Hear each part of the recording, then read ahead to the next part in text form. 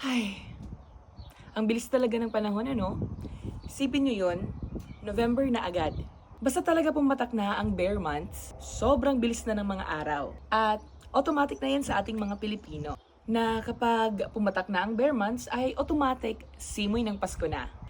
Nagsisimula na ang pagtatayo ng mga Christmas trees at paglalagay ng samot-saring Christmas decorations. Pati na rin ang mga pailaw sa bahay. At unti-unti na rin bumibili ng pangregalo. Lalo na para sa ating mga inaanak. Sa mga OFW naman, may mga super excited na sa kanilang most awaited na vacation. Kaya naman busy-busy sila sa paghahanda para sa mga iuuwi nilang pasalubong at regalo para sa kanilang pamilya. Pero para naman sa mga hindi makakauwi, hindi talaga maiwasan ang malungkot at ma-homesick. Parte talaga ito sa mga sakripisyo ng mga OFWs. Ganun pa man, tuloy pa rin ang buhay.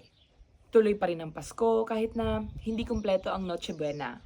Tuloy pa rin ang Pasko kahit na nasa magkabilang panig ng mundo. Pero never naging hadlang ang distansya para magpaabot ng pagmamahal. Maraming paraan para maibigay ang pamasko para sa pamilya. Dati kasi, puro pabalik-bayan box lang na inaabot ng ilang buwan bago dumating. Ngayong nasa digital era na tayo, pwede na rin gawing digital ang regalo. Less hassle na, instant padala pa, di ba? At magagawa natin yan sa Timbo. Ang tindahan ni Bossing. Pwede kang bumili ng e-vouchers, pang grocery ni nanay o ni Mrs. Mo pang Noche Buena. May e-gift vouchers din para sa online shopping ng mga kapatid at inaanak mo sa Shopee, pati na rin sa Lazada. At may pang-treat ka rin sa barkada, gaya ng McDo, Andox at Grab gifts. Hindi lang yan ang hatid ng Timbo. Marami pang vouchers ang pwedeng pagpilian. Plus, may chance ka pang manalo ng 50,000 pesos worth of vacation package sa Pinas kapag lagi kang nagtatransact sa Timbo at makapag-ipon ng bossing points. May chance pang mapasali sa top bossings every month na pwedeng mabigyan ng e-gifts. Kaya tuloy-tuloy ka lang sa paggamit ng Timbo para makapag-ipon ng bossing points. More bossing points means more chances of winning. But wait, there's more. May good news nga pala.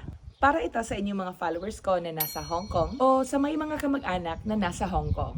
Meron na kasing ipadala ang Timbo. Ito ang bagong service ng Timbo kung saan pwedeng makapagpadala ng e-vouchers diretso sa e-wallet o bank account ng kapamilya mo sa Pilipinas. Hassle-free talaga, no? Makakasulit pa ang ating mga kabayan sa ipadala dahil kasalukuyang zero processing fee pa ito kapag nagbayad via Alipay hanggang ngayong November 30. Napaka-convenient pa ng ipadala kasi available yan 24/7 sa Timbo website at mabilis ang transaksyon kaya tanggap agad sa bank account o e-wallet ng kapamilya sa Pilipinas.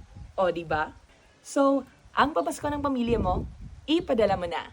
Para sa mga hindi pa nakakapag-register sa Timbo, ilalagay ko sa comment section yung link kung saan makakapag-register kayo for free. Huwag nyo itong palampasin. Simula na ang Season of Giving with Timbo.